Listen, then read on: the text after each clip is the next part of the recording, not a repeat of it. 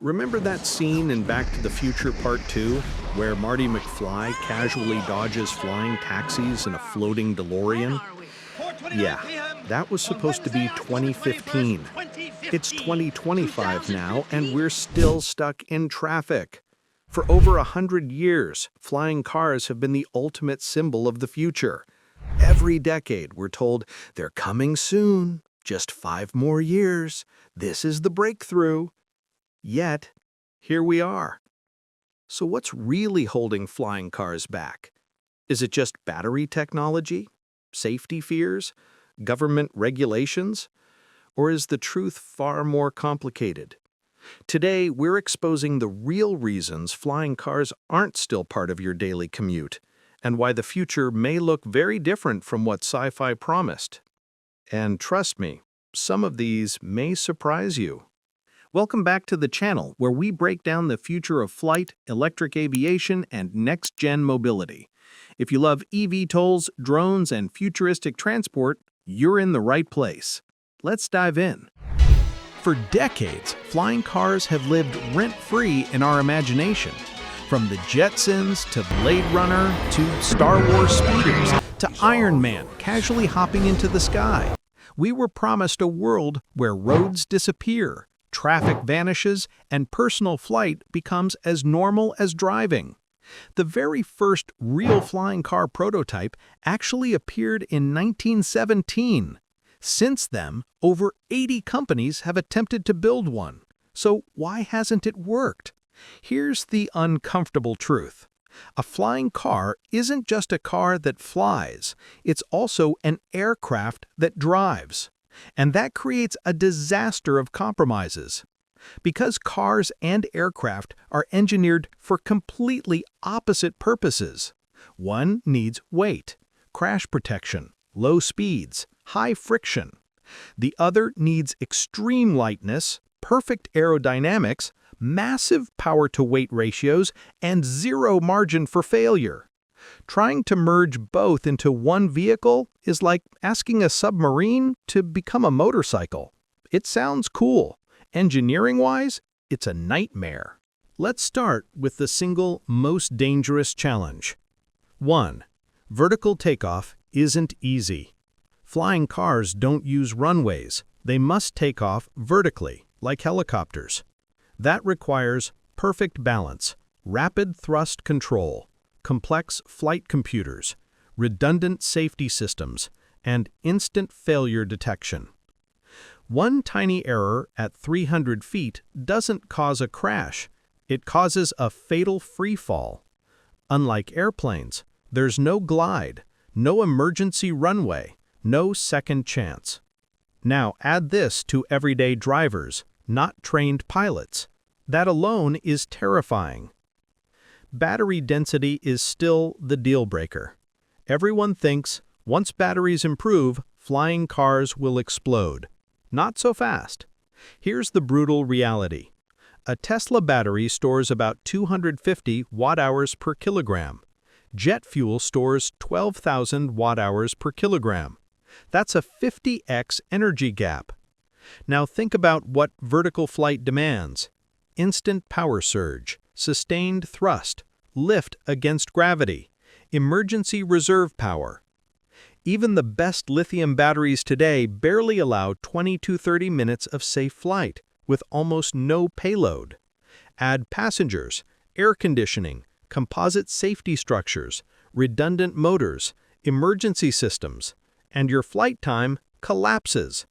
This is why most eVTOLs today fly short routes, carry only 2 to 4 passengers, and return immediately to charge. Daily flying commuting simply isn't energy efficient, yet. Aerodynamics versus road performance. Cars need crash bumpers, thick doors, heavy frames, tires, suspension, mirrors. Aircraft need thin wings, smooth airflow, extreme lightweight structures, zero external drag. When you combine both, you ruin fuel efficiency, you destroy flight range, you increase cost, you increase failure points. Every flying car prototype today is either a terrible car or a terrible aircraft, Often both. Let's assume for a moment battery solved, flight control perfected, and aerodynamics optimized. Now comes the next problem: cost. A simple car costs $20,000 to $40,000. A small aircraft costs $300,000 to $1 million plus. Now combine both. Most flying car prototypes today cost $1.5 million to $5 million per unit. That's not transportation. That's a billionaire toy. No sky roads exist. We already barely manage road traffic. Now imagine 50,000 flying vehicles, all moving at different altitudes in poor weather, with human pilots, over dense cities. You'd need AI-controlled sky highways, real-time air traffic automation, no-fly zones, emergency landing corridors, drone-style collision avoidance. This infrastructure does not yet exist at scale.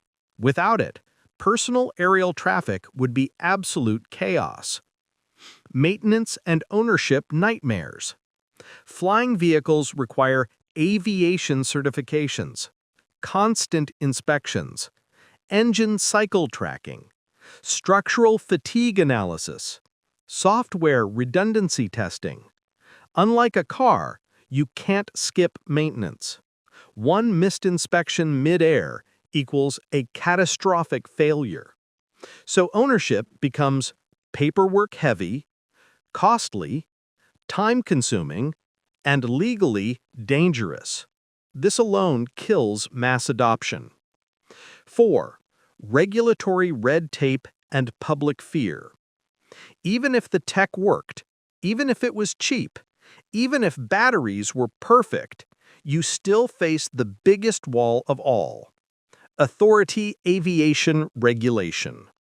To fly legally, a vehicle must pass structural stress testing, engine redundancy tests, fire safety tests, crash survivability tests, software certification, electromagnetic interference tests. This process takes 8 to 15 years per aircraft design. Now imagine approving millions of flying cars. It's a regulatory nightmare. Who gets a pilot license? Everyone? If flying cars become personal vehicles, do 16-year-olds get flight training? Do flying licenses become mandatory? Who ensures crashes at 500 feet above neighborhoods? Unlike road accidents, mid-air collisions affect entire city blocks. Noise pollution and public resistance. Helicopters already anger communities. Now imagine thousands of flying cars taking off from rooftops all day, every day. Urban noise would become unbearable. Public backlash is inevitable. So does this mean the flying car dream is dead? No. It's just evolving into something smarter. Instead of personal flying cars, the future is shifting toward eVTOL air taxis, operated by trained pilots or AI, controlled flight corridors, centralized maintenance, fleet ownership, short urban routes. Companies like Joby Aviation, Archer, Volocopter, Lilium aren't building flying cars, they're building flying transit systems. Just like you don't own a subway, you don't own a commercial airliner, you probably won't own a flying aircraft either. You'll book it. Drone logistics and emergency transport. Flying tech is thriving in medical supply delivery, search and rescue, military logistics, disaster response, last-mile cargo. These are real, profitable, and already operational today. Final truth and closing. So why aren't flying cars here yet? Because they must solve physics, energy storage, safety, regulations, infrastructure, cost, and public trust, all at the same time. The dream of hopping into your personal flying car after work? It's not impossible, but it's farther away than Hollywood ever admitted. The future of urban flight won't look like the Jetsons. It will look like silent eVTOL taxis, AI-controlled air lanes, smart vertiports, and shared aerial mobility. And honestly, that future is already quietly taking shape.